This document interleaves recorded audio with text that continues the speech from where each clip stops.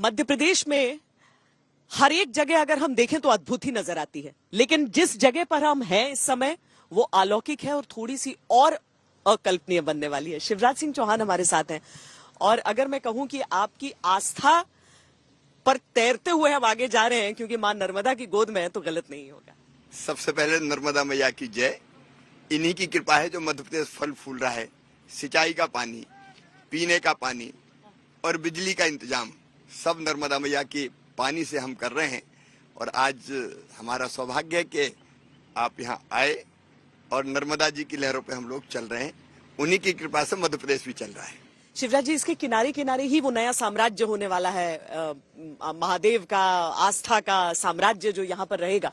अगर आप समझा सके कि जो लोग सोच रहे हो कि हम भी आए ओंकारेश्वर के दर्शन के लिए, तो साथ में वो क्या कर पाएंगे यहाँ? ओंकारेश्वर 12 ज्योतिर्लिंगों में से एक है, श्रद्धा और आस्था का केंद्र है।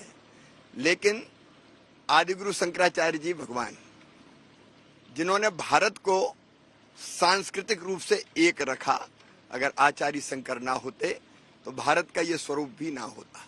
भगवान श्री राम ने उत्तर से दक्षिण भारत को जोड़ा, भगवान श्री कृष्ण ने पूरब से पश्चिम भारत को जोड़ा, लेकिन आदिगुरु शंकराचार्य जी महाराज ने तो पूरब, पश्चिम, उत्तर, दक्षिण चारों दिशाओं से भारत को जोड़ने का काम किया है। और उनको गुरु मिले यहाँ ओंकारेश्वर में, और इसलिए यहाँ एकात्म धाम बनने वाला है।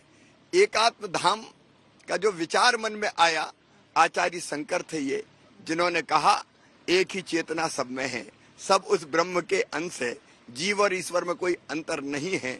और इसलिए उन्होंने कहा आत्मवत सर्वभूतेषु, जिसको तुलसीदास जी ने कहा सिया राम में सब जग जानी, जिसको कबीरदास जी ने कहा साहब तेरी साहिबी हरगट रही समाए, ज्यों मेहंदी के पात में लाली लखी न जाए। तो ये एकात्मता का संदेश पूरे विश्व को और पूरे देश को यहाँ से जाएगा। उनको यहाँ गुरु मिले, इसलिए उनकी प्रतिमा, शंकर संग्रहालय, जहाँ उनके दर्शन और विचार चित्रित किए जाएंगे, अद्वैत नौका विहार भी होगा, गुरुकुल भी बनेंगे। एक अनोखी रचना अद्वैत धाम के रूप में यहाँ होने वाली है। तो लंबी यात्रा करके आए, उनसे ये नहीं पूछा कि किस हाल में हो, पूछा तुम कौन। तो जो यहाँ पर आएगा पर्यटक, और शिवराज सिंह चौहान जब स्वयं यहाँ पर आते हैं तो तुम कौन का अर्थ पाते हैं? अहम ब्रह्मास्मि सो अहम, मैं वही हूँ। सचमुच में जो भारतीय दर्शन है वो अद्भुत है। हमारा ज्ञात इतिहास ही हजारों साल पुराना है। ये भारत है जिसने कहा अयम निजम परोवेति गणना लघु चेत साम उदार चरिता नाम तू वसुदैव कुटुंबकम। सारी दुनिया ही एक परिवार है, जिसको प्रधानमंत्री जी ने भी G20 की अध्यक्षता करते हुए फिर कहा एक पृथ्वी, एक परिवार और एक भविष्य, वसुदैव कुटुंबकम। तो हम सचमुच में एक हैं, एक ही चेतना सब में है। मैं भी ब्रह्म का अंश हूँ, ये संदेश यहाँ से जाता है। पर यह आरोप तो आप पर लग सकते हैं ना कि शिवराज सिंह चौहान आने वाले चुनावों से पहले अपना भगवा स्वरूप सामने रख रहे हैं, क्या ये सही? ये तो 2017 से काम यहाँ शुरू हुआ। 9 फरवरी 2017 को ये विचार मन में आया कि यहाँ एकात्म धाम बनना चाहिए। तब हमने प्रक्रिया भी पूरी कर ली, काम शुरू होना था। 2018 में हमारी सरकार नहीं रही, कांग्रेस की सरकार आई, उसने इस प्रोजेक्ट को ठंडे बस्ते में पटक दिया। लेकिन अपनी सरकार फिर से आते ही कोविड के कारण थोड़ी देर हुई, फिर से हमने इस प्रकल्प पर काम प्रारंभ कर दिया। ये इसका चुनाव से कोई लेना देना नहीं है। भारतीय संस्कृति, जीवन मूल्य, अपना दर्शन, ये भावी पीढ़ियों तक भी जाए। और भौतिकता की अग्नि में दग्ध विश्व मानवता को भारत शांति का संदेश दे, इसलिए ये एकात्म धाम, अद्वैत धाम बन रहा है। और ये सरकार का काम है क्या? लोग कहेंगे कि सरकार करे, विकास करे, सड़क बनवाइए, अलग परियोजनाएं लाइए। ये बात सच है।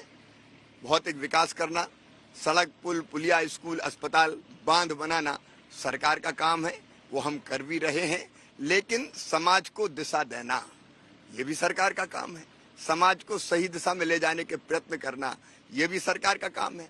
वर्षों से जो संचित ज्ञान हमारे पास है उसको भावी पीढ़ी तक पहुंचाने में सहयोग करना ये भी सरकार का काम है।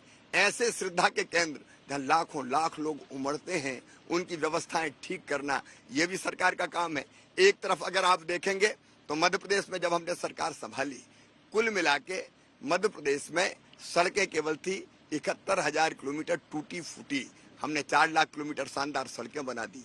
विंध्य एक्सप्रेस वे बन रहा है, नर्मदा एक्सप्रेस वे बन रहा है, बुंदेलखंड एक्सप्रेस वे बन रहा है, मालवा निवाड़ एक्सप्रेस वे बन रहा है, शानदार सड़कें, मेट्रो इंदौर भोपाल में चलाने की तैयारी। सिंचाई की व्यवस्था कांग्रेस, राजा, नवाब, अंग्रेज सबने मिला के की थी 7.5 लाख हेक्टर, हम बढ़ा के ले गए 45 लाख हेक्टर और 65 लाख हेक्टर तक ले जा रहे हैं।